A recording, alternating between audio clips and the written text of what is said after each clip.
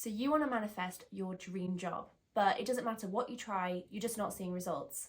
Well, in this video, I'm going to break down how I manifested my dream job and show you the tools so that you can do it too. Now, not only are law of attraction success stories great for other people to hear because they show you that it's possible, but it's also great to look back and think what actually worked and why did it work. In 2022, I got the call to say that I got the job on sex education, and at the time that was just crazy to me because 2 years previous I just did not even know how that was possible. So back in 2020 I was working at Sainsbury's and had been doing since 2016 while I was studying at college, and I just kind of had enough. As much as I loved working at Sainsbury's and it really suited me for that period of time in my life, I was extremely ready for the next stage of my life, which I didn't really have any clue what that would look like. But I've always wanted to be an actress, so I felt like working in TV was kind of near to that goal. I could make contacts, and I'm not gonna lie, looking back, I remember not really having any idea what that would look like, but I had the passion to want to move into it in some capacity. At the time, my goal initially was to leave Sainsbury's. I was manifesting leaving Sainsbury's, and I remember working at Sainsbury's, standing there and just imagining myself, like I would visualize myself, just this energy coming in and picking me up, and it all seems a bit crazy, but I've always been a believer in law of attraction, so for me that was the way I knew how to do it. I've always been a big meditator as well, and when I say meditator I don't mean sit in silence. I'm more of someone who likes to visualize a lot, so I will sit in and I'll listen to music, I'll do YouTube video visualizations, but I will sit there and visualize how my life will look in the future as if it's already happened and feel the emotions. So those two tools were probably the main ones that I used, and it worked. So at the time of leaving Sainsbury's, I'd only had 1 week of work experience working in TV, which I got through someone that I met when I was doing background work on TV. So I used to be signed up to lots of agencies when I was younger, which a lot of people can do. Mum was in contact with someone and she gave me the email to email the second AD of this particular job, and I think synchronicity meant that that particular person was filming in where I'm from, which there's not a lot of filming here, but literally like 2 weeks after there was a job opportunity for me to shadow everyone on set, and through that I met a couple of people, and it was only a week of work, but I left it, I didn't think anything of it, and that was that. So going back to 2020 when I got the call, what happened was, which is really exciting and something that I just couldn't believe at the time, because I honestly was working not so hard because I wasn't desperate for it, which is a key component, but I was actively focused. I was really focused on leaving. I knew that I needed to put the energetic work in, and I was doing that. So when it happened I was like, oh my god, this is actually like crazy. So I was away with my friends and remember just walking in the shop, like I was at a charity shop at the time, and I just got this random call, and I mean no one normally would randomly call me. And this lady that I met in the work experience said, hi Olivia, we're looking for a floor runner just to cover someone. Do you want to help? And I was like, oh my god, yes, yes, of course. And at the time, looking back, I had no idea how anything worked. Obviously I did my work experience, but I remember turning up to my work experience and I didn't even know there was different departments. Like someone asked me if I was costume and I was like, yeah, like I was so green, as you call it. Like I just had no idea. I have no fucking idea what I'm doing. They're like, what department are you on? I was like, costume? And then I look at my thing, it's like assistant director or something. I'm just like, oh my god, I feel so stupid. I was like, yeah, it's my first day. I was like, it's everyone's first day. I was like, eh. So getting this job, like I actually had responsibilities and I was being paid for a job that I had no idea how to do it. But one thing that I am really proud of myself for doing is just going for it. And it was I think a week or 2 weeks of work, and obviously working in TV is all self-employed, so there's no chance that I'm going to be guaranteed any full-time work for the next 6 years. Like it just doesn't work like that. And I remember ringing the lady back up being like, I've got a full-time job, do you think if I quit now it would be worth it? Like, do you think I'd survive? And she was just like, well, I don't see why not. And I suppose I just needed someone to be like, yeah, you'll be fine. So when I got the job, I then started to be a little bit more specific around where I wanted to work and how I saw that happening. And so in October, literally like a few weeks after I started working in the industry, I wrote I wanted to work in sex education. Now I remember literally not even knowing if it filmed in this country, and I remember having thoughts like, is this possible? I don't know, but I'm just gonna see. And kind of just like, I think it was more just the act of visualizing working on set, and sex education felt like a job that I could visualize, was more the focus rather than sex education specifically. But obviously everything worked out perfectly, and it actually was as specific as that. And now one of the biggest things that I look back at that journey and remember is the journey is so unexpected, but everything works out perfectly. So on my first job, I was working as a floor runner, and a lot of that was me not having a clue what I was doing.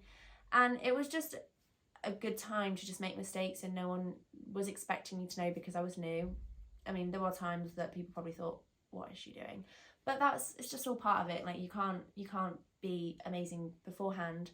But it reminds me that if I got sex education straight away, I wouldn't have kept the job. Like, I'm sure I wouldn't, because it just wouldn't have worked. I ended up that first day of that job with a blazer on, and I remember the woman that I was kind of, you know, referring to, she was like, you can take the blazer off. And I just now cringe at myself, like, having worked on set where it's all very casual, and you know, you wear boots and your jeans and your hoodie, and it's not a blazer and like smart looking outfit. Like, I had my hair down and looked very smart. Like, it's just part of the story, it makes it funny. But I think leaving Sainsbury's really was a leap of faith, but it also was, I had to remind myself, it's not going to be the end of the world if it doesn't all work out. I'm sure either they'll have me back or something will happen and we'll make it work. And it was kind of just a bit like trusting in the universe and all of that. Like, it was complete trust, and luckily it paid off. And I think sometimes you do need to take the leaps of faith. After about 6 weeks of work, I kind of didn't really have anything lined up, and I started to get a little bit worried. I remember back in that time, it was starting to get to Christmas, and I didn't really know what was next for me. Obviously, I had only just joined this industry, so I had very little contacts. And I remember starting to ask people like, oh, have you got any jobs coming up? And I think at the time, just everyone was starting to close down for Christmas. But then I got a random call from the same lady that asked me to do the last job and said, do you want to be a COVID runner on Grantchester? So that was a very interesting job. I started as a COVID driver. Basically, would drive from the offices, go and collect the tests, and then all day I would spend driving around London, delivering COVID tests to people's houses and waiting for them to do it, and then I'd drop them off at the lab. And that was my job for about 2 weeks, 3. It was like on and off, and then it started to get more full time. And then they asked me if I wanted to come on set to be a COVID assistant. I actually think I got full-time work for like 2-3 weeks. So it was building, but just not where I saw myself being. And that probably at the time, it's been my worst job, as you can understand. COVID, you feel like a police officer as you walk into the room and everyone's like putting their masks on. I learned a lot about how set work worked. I was able to watch from afar without pressure of having to do it myself and just observe people. So it was a really great experience for that, and kind of led me on to the next thing. And so I got the offer in January to do that job as a contract. And now one thing I'm glad with what I did was I trusted my instincts. I listened to my guidance system, and I knew that was not right for me. As much as the job was really helpful in a lot of ways, it wasn't my favourite job and I didn't enjoy it, but I knew I was in the right area, so I did keep pushing myself. And I met some amazing people, and I suppose this is part of the story. Like, I met one of my best friends, Polly, on that job, which was a whim, but I honestly believe she came into my life at that time for a reason, because I decided not to take that job, but I knew that I was also gonna then not have work. And I was in the position where I was still living at home, so that was definitely a positive, and obviously I was very grateful for that at the time. But I then didn't really have any backup of like, oh, what was coming next, and again, didn't have the contacts. But Polly was really great, literally being like, right, you need to email everywhere. Now, I'm not as confident as she is when it comes to work. Like, I'm always a little bit more like, oh, like, yeah, I'll do the job. Whereas she's like, no, I can do that job. Like, give me it, like, I'll do that. This is where I do really believe like people will come into your life at the right time. And it's about trusting the process and not feeling like, if right now you don't have everything, like, that doesn't matter. Like, people will come into your life when they're supposed to. And so she sat with me on FaceTime for hours, and we would just basically write emails to people, and she'd just literally be like, go, like, you can do this, push me through the door pretty much. And so because of Polly, I was able to send out a lot of emails that I would have never sent, and I managed to get a job on an ITV drama as a production assistant. Now, this is a job that if I hadn't have done, I would not have worked on sex education. So this was over a year before sex education, but I met the person that got me the job, and he got me a couple of jobs, and I still work with him now, like a year after sex ed, and I will continue to work with him. Met him on that job, and he just liked the way I worked, and we just got on really well. He spoke to me and said, like, what do you want to do? And I said I wanted to work on the floor, on set. And he was like, on the next job you're going to come with me on set. And that was what I did. So then he gave me my first running credit, which was really, really good. I learned so much on that job. Obviously I had bits and bobs, but as one of the main floor runners, I didn't really have a clue what was going on. But the person that got me the job really believed in me at the time. Again, another example of how you'll meet the right people at the right time, and opportunities will be given to you when it's right. And then after that, I went off for a year and I travelled around England and, well, Wales, because, oh, another thing I should mention actually is when I was on this particular job, I met quite a lot of people that had done season 3 of sex education. It was really weird. It was one of those things where you start seeing examples of what you want to manifest come true around you. And I went out to a party of someone that I literally hadn't met before that night, and he was like, yeah, I was working on sex education, and he was telling me about working on it and telling me what all the cats were like and all that stuff. And it just felt like another world to me at the time. Like, I was like, wow, like I would love that, like, wow.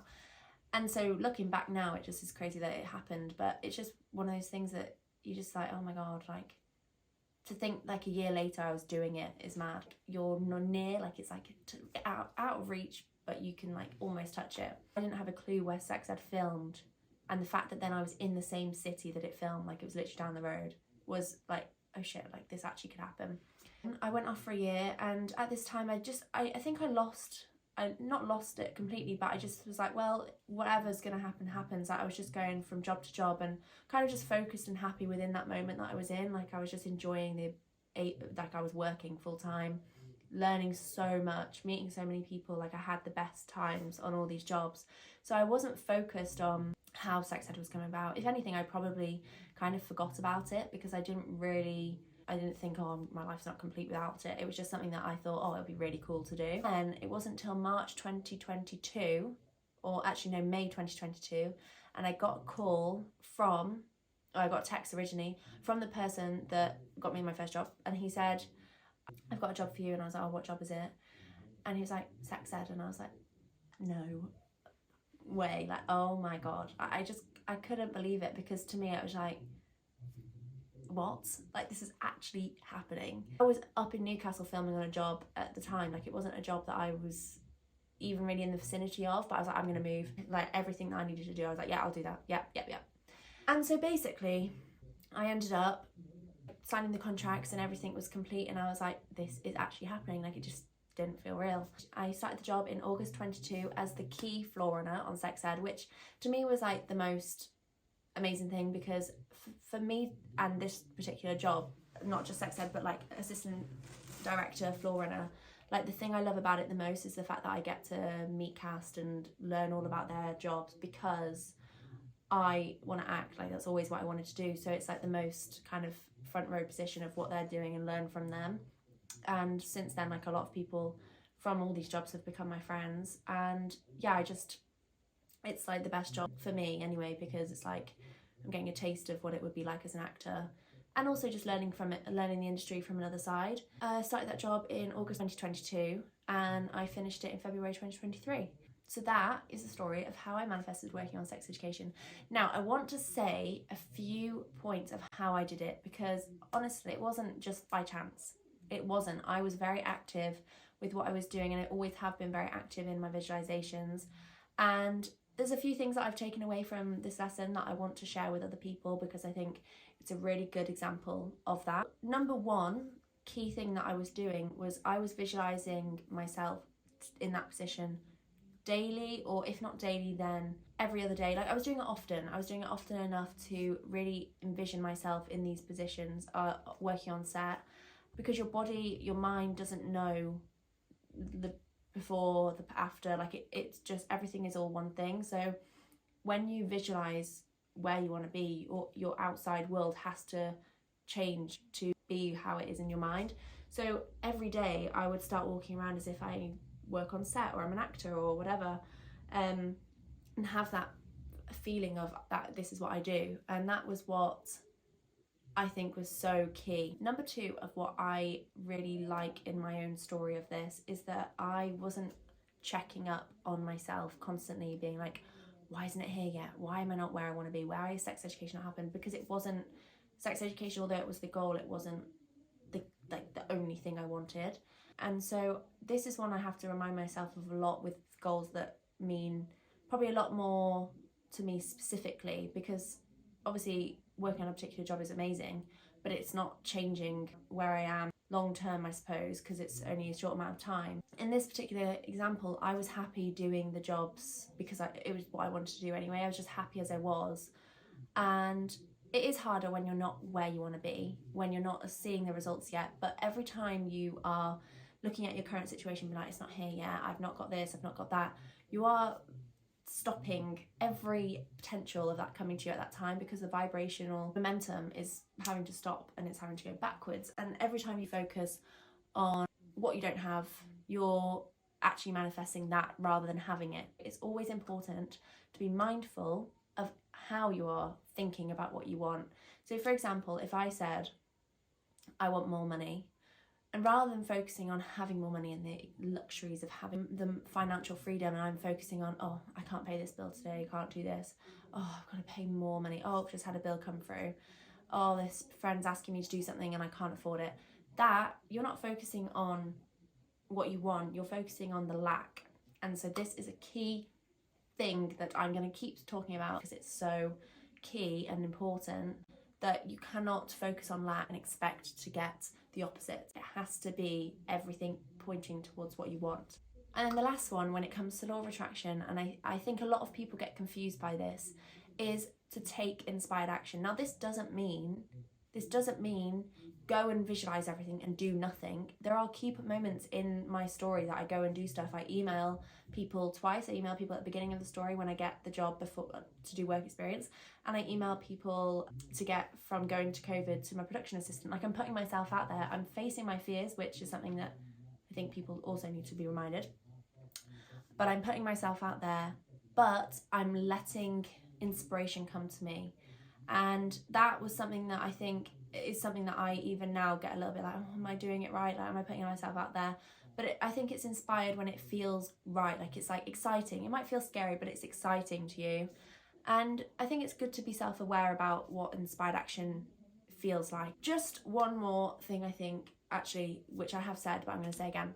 The right people will come at the right time. I think it's so easy to be fearful that, oh, I don't have this, I don't have that, I don't have the right resources. Oh, like, even looking at my story, you might think, oh, but you've had experience working in TV previous. But all of this happened because I did the work of visualization, and I followed my inspired action. I started having no connections in TV. My family don't have any connections. I didn't know anyone. It was only because I kind of brought it to me in some way.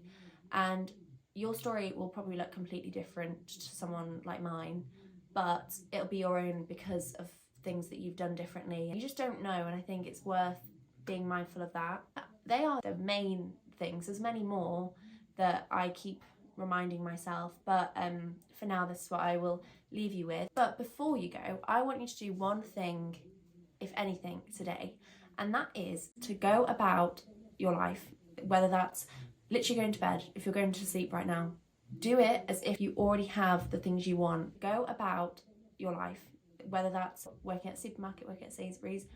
Act as if you're going to your day on a film set. Act as if you're going to your job, working your dream job. Do it as if you already have those things, and continue to do that throughout the day. And sometimes you might forget, but just pick it up again.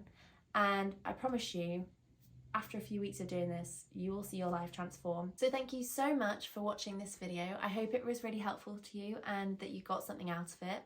Comment down below if you have any questions, and I can't wait to see you in my next video.